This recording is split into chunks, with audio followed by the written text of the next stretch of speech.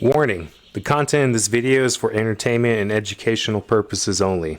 I'm not a financial advisor, and nothing shared here should be considered financial advice. Trading futures, stocks, or any financial instrument involves significant risk and may not be suitable for all investors. I highly recommend consulting a financial advisor and starting with paper trading, simulation, and doing your own research before risking real money. All right, greetings everyone. This is A-Team Trading Strategies welcoming you to our weekly analysis of the S&P 500 futures market. So I think from now on we'll just have the method of going top down.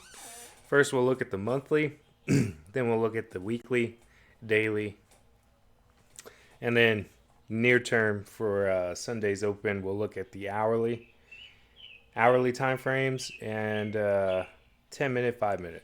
All right. So anyway, overall picture, we did not quite make it into the all-time highs like I was thinking was possible last week, but we did have another green.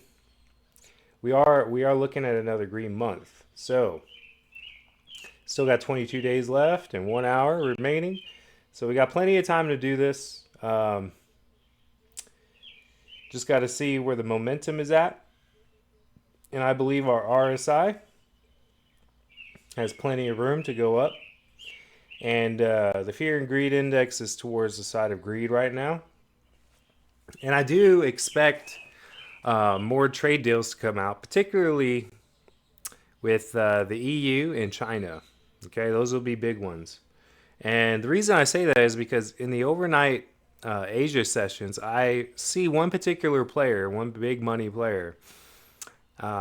They've been getting into long positions, and you can tell it's a market maker, an institution of some sort.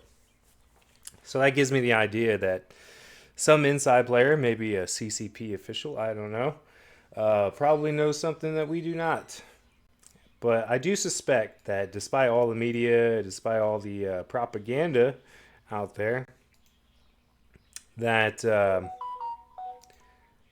we will have a trade deal of some sort coming out that's going to be a pretty big deal, and it's going to be a pretty big bullish catalyst to increase the momentum, and we'll probably be seeing all-time highs this month. But I'm going to guess since it wasn't last week, then it's next week. Maybe wrong on that, and we may actually have a pullback, but who knows? I suspect it's going to do the opposite. But that's just me, macroeconomic wise, probably not looking so great, but I don't think that matters to this market. This has all been just algo trading, pumping us up. And, think about the last 4 years. I mean, it wasn't so great, and we still were being pumped up. So, no biggie. No biggie. And we got a lot of 401k money that still needs to go in, I imagine. A lot of cash being held by these institutions. So do not be surprised if we reach all-time highs next week. Now looking at the weekly, same deal as the monthly, really. About the same level on the RSI. Still plenty of room. We're still in the 50s. So we still got plenty of room to go on up next week. And I do believe next week will be a green week. Been very bullish since April. So after that big drop, which was needed. But yeah. I do believe we'll probably, I'll just draw a path real quick just to show you what I'm seeing. As far as possibilities go, let's see, where is the path? There it is. So I suspect we're going to do something like this. So next week, green, right? And now how high, I'm not really sure. Probably just right above it. And then it's going to be a drastic drop. Probably about right here or right here. Right, big red candle. Probably over the next 2 weeks, 3 weeks or so. And towards the end of the June, we may be negative. If we hit this all-time high earlier than later. So then we'll probably have more bullish catalysts coming, trade deals, and then we'll be off. And then bounce back, and then there we go. So that's my prediction for over the next few months, right? Now, that's my call. Again, I don't really see any negative, truly, really negative news to bring us back down into the danger zone of a bear market recession. For 2025, I do believe we will be positive on the year. We'll probably end the year up in the 6,800s, maybe even 7,000 by the end of the year. But anyway, that's the long-term prognosis right now. So let us look at the daily. Let's see what's coming up. So we are towards the overbought area, but again, this is a bull market right now, I believe. So I don't see any reason why this week the next 5 candles aren't going to be green. Next 3 to 5 candles won't be green to push us up to peak at all-time highs again. But we'll have to wait and see. You know, nobody can really predict the future, but I believe we do have room to go on up. We pumped, consolidated, and I believe we're ready for another pump myself. All right, so that goes into the daily. So that being said, what are we looking like for the opening of tonight? We are towards the overbought on the 1 hour. Let's look at the 4 hour.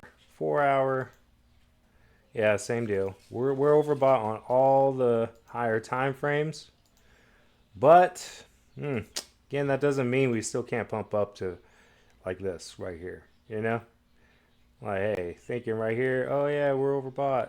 It's bound to come back, right? Well, no, it could go all the way as high as into the 80s and even 90s. So, yeah, either way, we'll just have to play it safe and keep our stops a little tighter. We'll keep our stops tight on the shorts and let it run a little bit on the long side. That's the plan anyway. So 1 hour still has room. But again, you know, we did come down from a high on the RSI with the purple at 79.33. So almost to extremely overbought, but it didn't quite get there. It pulled back. And that wasn't an extreme pullback at all. We are towards the previous high of day, but again, I do expect all-time highs this coming week, so I wouldn't be surprised if it just goes on up and forms a new area of consolidation up here overnight to open up in the New York session higher than the previous high of day. And then if that happens, then Monday morning you can expect a pullback down here and then go long there. Okay? I'll draw a little path for you there, show you what I'm talking about. So overnight, I wouldn't be surprised if we just bounced up, down, and then up to open the New York session and then come on down. Right? Bounce and have a big V there. All right, so that would be what it kind of looks like to me. But yeah, let's look down at the lower time frames, 45 minutes still. So we may experience a dip on the open. Yeah. We might have a real dip and a good buy opportunity after that dip. So we'll take a short, you know, we'll probably at open just take a short as our first trade of the day with a tighter stop. And then once it goes down and we have more relief, we may have a good buy opportunity to hold for a little longer and get a bigger gain. Okay, so anyway, that was the quick and fast of it. Quick and fast, down and dirty. But we are into the range of the supply zone right now.